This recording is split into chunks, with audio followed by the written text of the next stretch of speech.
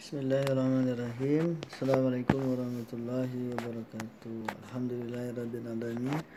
Allahumma shalli ala sayyidina Muhammad wa ala ali sayyidina Muhammad. Alhamdulillah, mudah-mudahan Anda semua dalam keadaan sehat dan tetap menjaga protokol kesehatan ya. Dan pertemuan kali ini adalah pertemuan terakhir kita ya untuk mata kuliah manajemen mutu, dan untuk berikutnya adalah kita tunggu jadwal UAS ya yang akan dikeluarkan oleh Fakultas Ekonomi.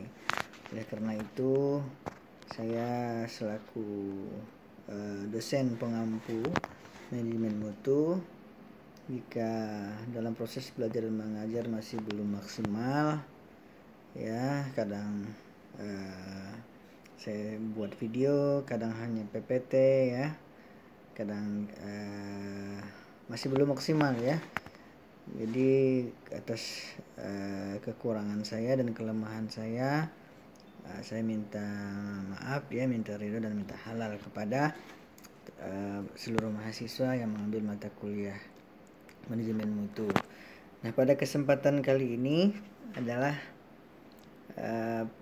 saya akan jelaskan terakhir ya topik tentang perencanaan dan strategi penerapan ya dari manajemen mutu itu sendiri.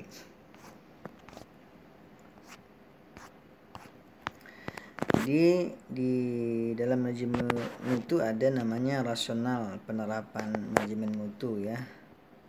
Apa yang salah pada manajemen tradisional ya? Jadi pada prinsipnya manusia itu pro status quo ya. Artinya suka kemampanan sehingga enggan untuk berubah.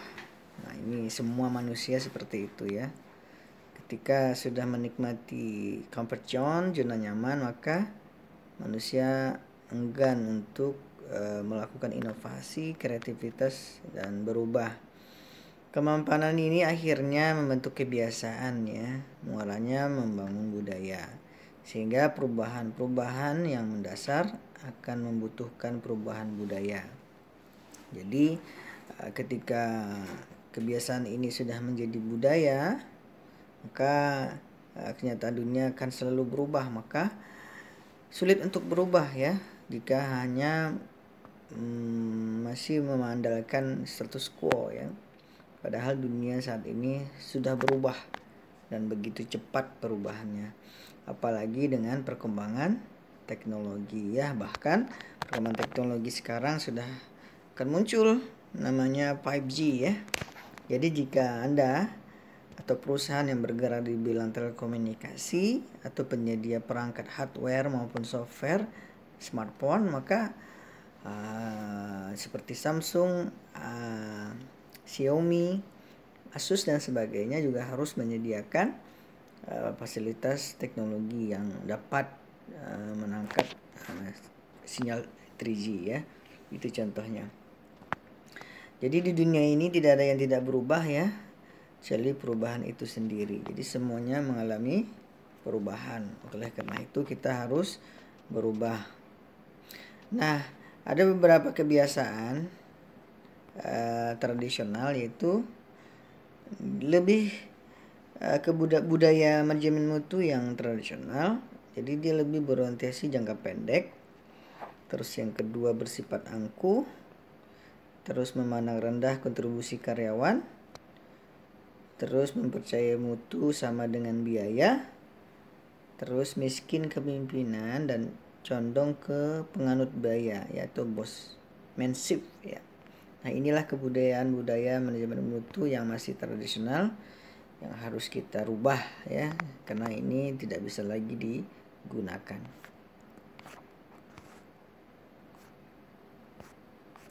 Sedangkan menurut George and Davis 1994 halaman 566 ada 5 persyaratan untuk menetapkan manajemen mutu. Pertama adalah tetap, yaitu komitmen pemimpin ya. Tanpa komitmen seperti pada pertemuan awal kita mulai perkuliahan ini, bahwa manajemen mutu itu tidak bisa berjalan tanpa adanya komitmen dari seluruh manajemen puncak. Siapa itu? Pemegang saham atau pemilik saham, komisaris, direktur. Nah ya, itu orang-orang itulah, dan stakeholder ya, yang menyatakan bahwa mengadopsi atau tidak manajemen mutu yang telah ada.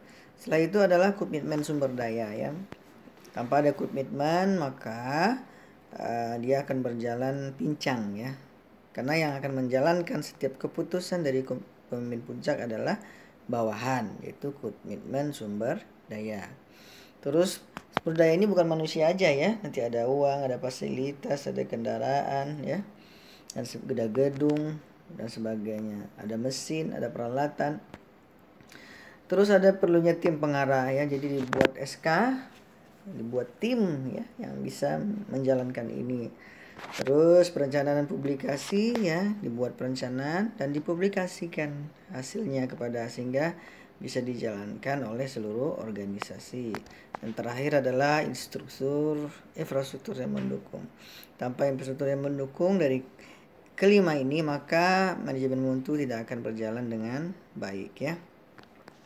Untuk tim pengarah penyusun perencanaan implementasi manajemen mutu mencakup sebagai berikut. Pertama, dia harus menyusun pernyataan visi institusi. Kedua, merumuskan sarana dan tujuan umum. 3, menyusun rencana implementasi. 3, merencanakan pemberian penghargaan dan pengakuan. Dan terakhir adalah publikasi. Nah ini contohnya ya. Trifika organisasi tradisional, kantor pusat, divisi mesin, cap out, divisi sanitasi, no trafficking, divisi keuangan, beware to dogs, divisi jamin mutu, donat distro ya, divisi pemasaran, back to Friday ya. Jadi ini tipikal yang tidak bagus ya. Sedangkan di total quality management semua saling berhubungan satu sama lain ya. Nah kalau yang tradisional hanya satu arah, tapi di manajemen mutu semua arah berhubungan ya. Manajemen puncak. Nah sama dengan Giles and David 1904, beragam semakin tinggi jabatan ya, semakin sedikit waktu dia untuk melakukan peranan sebagai pemimpin ya. Pemimpin menarik diri pada mendorong ya, leadershipful rather than first. Sebenarnya pemimpin mengetahui kemana dia akan menuju. Terus pemimpin harus berani dan dapat dipercaya, membantu bawahan mengerjakan pekerjaan mereka hingga tercapai. Visi organisasi dengan harus visi organisasi dengan bangga ya. Jadi orang-orang dalam organisasi harus bangga dengan organisasinya. Masih dengan Gates and Davis 1904 menegaskan lebih mudah meyakinkan pemimpin puncak dan karyawan garis depan di tingkat produksi jasa tentang sistem mutu total daripada manajer tingkat menengah ya. Ini pernyataannya ya. Jadi manajer tingkat menengah bisa jadi sudah di oposisi untuk waktu yang cukup lama dan pengembangan karirnya kemungkinan sudah terhenti di posisi tersebut.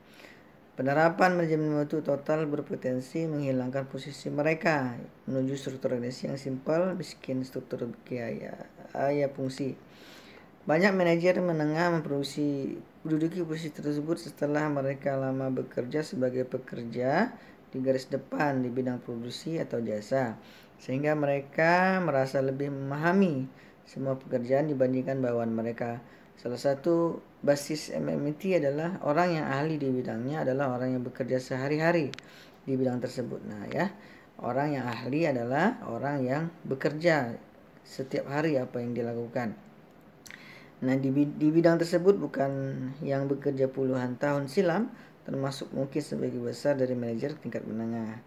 Sebagai manajer menengah dipromosikan ke posisi tersebut karena pekerjaan yang diperintahkan tidak berlainan, apalagi berlawanan dengan apa yang diperintahkan atasannya. Mereka meyakini itulah proses prosedur yang seharusnya dilaksanakan, bukan anjuran sistem manajemen total. Para manajer menengah umumnya cenderung kurang belajar ya hal-hal yang baru dibandingkan manajer puncak. Bisa jadi ide-ide penemuan-penemuan kontemporer atau terbaru yang menghebohkan dunia mereka tidak mengetahui terlewatkan begitu saja ya. Jadi sumber ini bisa datang dari mana saja. Nah, dari kesimpulan ini adalah manajemen mutu atau strategi ini tidak bisa ditetapkan tanpa 5 komponen ini ya. Puncak sangat berperan besar ya untuk menjalankan seluruh manajemen mutu yang telah ditetapkan. Mungkin demikian yang bisa saya sampaikan untuk topik terakhir ini. Terima kasih atas perhatiannya dan mengikuti mata kuliah ini. Sekali lagi saya minta maaf, minta ridho kepada seluruh mahasiswa yang mengambil mata kuliah ini. Dan untuk ujian UAS kita tunggu saja jadwalnya. Terima kasih. Assalamualaikum warahmatullahi wabarakatuh.